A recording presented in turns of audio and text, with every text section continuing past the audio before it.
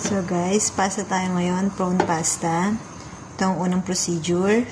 Pinaghalo ko ang 3/4 cup of cooking cream at half cup na parmesan, shredded parmesan. So half lang quantity ngayon kasi half lang yung pasta na aking lulutuin at saka yung prawn. Okay. Ayan. So, dito na tayo sa pangalawang procedure. Ayan ang 3 tablespoon na butter. And then, sasamahan ko siya ng 1 tablespoon na olive oil.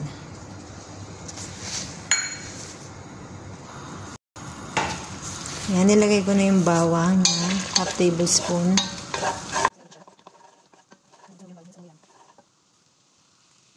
And mushroom naman. 1 pack mushroom. For 2 minutes only. Add na natin ang capsicum.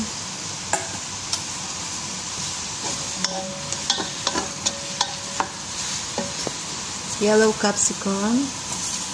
And then, green part ng spring onion. Only green part. Then, add na natin ang prawn.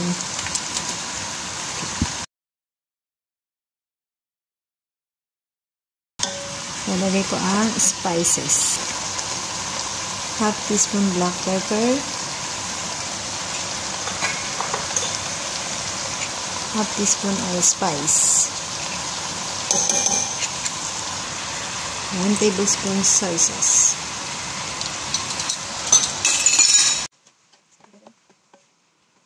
So guys, ayan yung kinip aside kong cream na inuna kong, inad ko na. Minix ko na siya sa prawn mixture. Okay, yan. So, yan. Nag-watery ulit siya. Nag-sauce.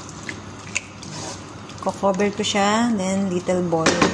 Lalagay natin ang pasta. So, ayan guys. Nagbo-boil na siya. A-add na natin ang pasta. Ayan guys, ang prawn pasta ni Inday for today lunch. Ayan nila.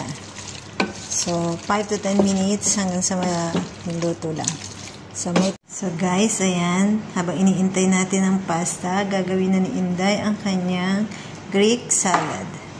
So, ayan guys, ready na ang ating Greek salad.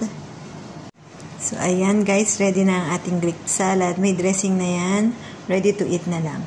So, ito na rin ang chili ng sir ko at pang garnish sa ating pasta. Ayan, guys.